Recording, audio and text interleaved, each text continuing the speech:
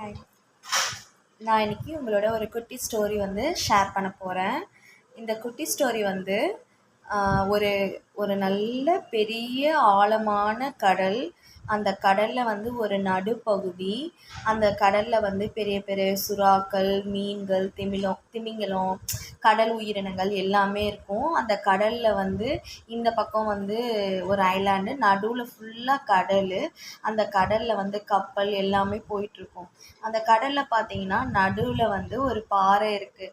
அந்த பாறையில் ஒரு ஷார்ப்பில் ஒரு பறவை கூட்டம் வாழ்ந்துட்டு வருது. அந்த பறவை கூட்டத்துக்கு அதோடைய பேரண்ட்ஸ் இருக்காங்க.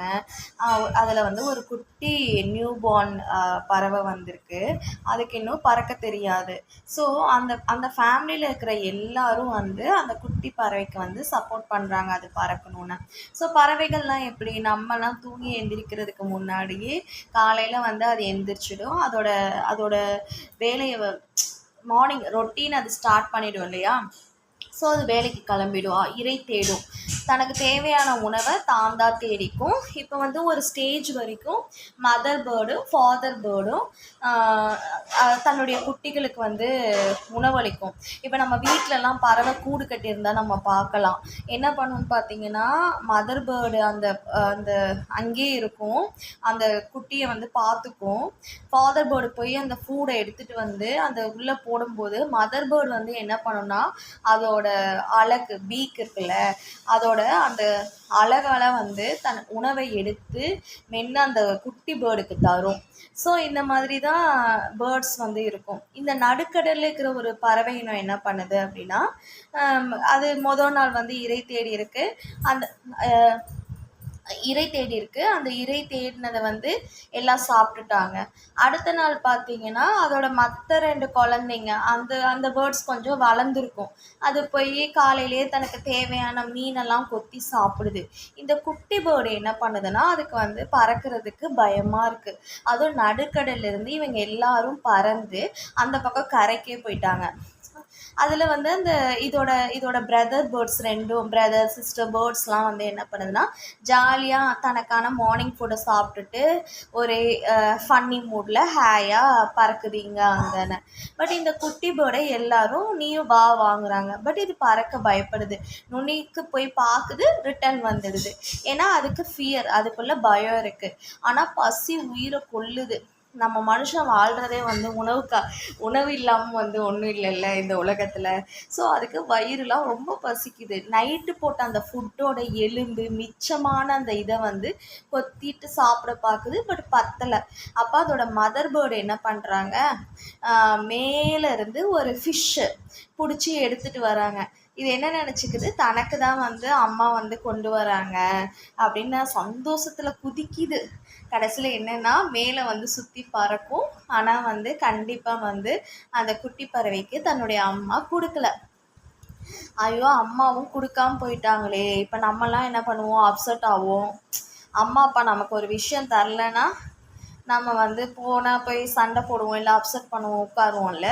ஆனால் அதுக்கான அர்த்தம் அது கிடையாது. தன்னுடைய குழந்தை தான் அம்மாவோ அப்பாவோ இந்த உலகத்தில் இருந்தாலும் சரி இல்லைனாலும் சரி, தான் குழந்தை ஜெயிக்கணும் தான் எந்த ஒரு தாய் தந்தையும் நினைப்பாங்க. என்ன பண்ணுறாங்கன்னா, அதுக்கான போராட்டங்கள் எல்லாத்தையுமே வெற்றி தோல்வியை கற்றுக் கொடுக்கணும் இல்லையா. அப்போ அதோட பயத்தை போக்கணும். அந்த மதர் ஃபிஷ்ஷை கொண்டு வருவாங்க. ஆனால் அதுக்கு கொடுக்காமையே பறந்து போயிடுவாங்க. இது என்ன பண்ணிட்டோம்னா, பசியோட இதில் தாங்க முடியாமல் தன்னை மீறி அந்த எட்ஜு பாறையோட நுனிக்கு தன்னையும் மீறி பறந்துடும். பறந்த உடனே இதுக்கு ஒரே சந்தோஷம். தான் பறக்குதுங்கிறது தன்னாலேயே ஃபஸ்ட்டு ரியலைஸ் பண்ண முடியல. இது நல்லா பறந்து பார்க்குது, டைவ் பண்ணிலாம் பறக்குது. இதோட பிரதர் சிஸ்டர் பேர்ட்ஸும் இதை பறந்தோடனே அந்த சவுண்டு, பறவைகள் சிர்பிங் சவுண்ட் இருக்கும் இல்லையா, அந்த சவுண்டில் எல்லாம் கத்துது. அந்த பக்கம் இருக்கிற மதர் அண்ட் ஃபாதர் பேர்டும் இது பறக்கிற இடத்துக்கு மேலே சுற்றி பறக்கிறாங்க. ஏன் அப்படி பண்ணுறாங்க, ஏன்னா தன்னுடைய குடும்பத்தில் இருக்கிற ஒருத்தருடைய வெற்றியை எல்லாரும் சேர்ந்து சப்போர்ட் பண்ணுறாங்க, எல்லாரும் சேர்ந்து கொண்டாடுறாங்க. ஸோ இந்த உலகம் எப்படியா உருவமைப்பு வந்திருக்கு. ஸோ ஒரு குடும்பம், ஸோ ஒரு நல்ல குடும்பம், ஃபேமிலி, நம்ம கூட இருக்கிறவங்க, ரைட் பீப்புள் நம்மளை வந்து சப்போர்ட் பண்ணால் நம்ம கண்டிப்பாக எந்த உயரத்துக்கும் போகலாம். எதையும் நம்ம வந்து எல்லா வீட்லேயும் இருக்கிறது தானே. நிறைய பேருக்கு நிறைய கனவுகள் இருக்கும். ஆனால் வந்து ஏதோ ஒரு இடத்துல அது முடங்கி இருக்கும். பெண்களுக்கே நிறைய பெண்களுக்கு நிறைய கனவுகள் இருக்கும், ஆண்களுக்கும் இருக்கும் இல்லையா? ஸோ ஏதோ ஒரு இடத்துல நம்ம வந்து தயங்குவோம், முடங்கி நிற்போம். அந்த இடத்துல நம்ம ஃபேமிலியில் வந்து நம்ம ஃபேமிலியை தவிர வேறு யாருமே அந்த இடத்துல சப்போர்ட் பண்ண மாட்டாங்க. சில பேருக்கு நல்ல நண்பர்கள் கிடைப்பாங்க, அதுவும் வந்து ஒரு பிளெஸ்ஸடு தான். அந்த மாதிரி, அதாவது 100 பேர் வச்சுருந்தா தான் நண்பர் அப்படி கிடையவே கிடையாது. ஒரு நண்பன் உனக்கு 100 பேர் எதிர்த்து நின்னாலும் அந்த ஒரு நண்பன் உன் கூட நிற்கணும். அதுதான் வந்து உண்மையான நட்பு. அப்போ அதே மாதிரி இறைவன் வந்து நீங்கள் பாருங்கள், அந்த மகாபாரத ஸ்டோரியில் கௌரவர்கள், பாண்டவர்கள், அந்த க இவர் கர்ணன் உட்பட அதுக்கு ஏன் ப்ராப்ளம் ஆகுது? அவர் அவ்வளோ தானம் பண்ணியிருப்பார். ஆனால் அவர் நின்னது நட்புங்கிற ரீசனாக இருந்தாலும் தவறான பக்கத்தில் நின்னது. இந்த பக்கம் கிருஷ்ணர் வந்து அர்ஜுனனுக்கு உதவியாக நிற்பார். ஆனால் அந்த குடும்பத்தில் இருக்கிறவங்களுக்கும் புத்தி புகட்டுவார் எந்தெந்த இடத்துல தவறுகள்னு. ஸோ நமக்கு நல்ல மனிதர்களும் நல்ல குடும்பமும் நல்ல சப்போர்ட்டிவ் பர்சன்ஸும் நம்ம கூட இருந்தால் உயர உயர நம்மளும் பறந்துட்டே போகலாம். இந்த மோட்டிவேஷ்னல் ஸ்டோரி வந்து ஒரு புக் ஸ்டோரி தான். உங்களுக்கு கண்டிப்பாக இந்த ஸ்டோரி பிடிச்சிருந்ததுன்னா you can use it in your life and put a like and subscribe. Please subscribe it. Bye.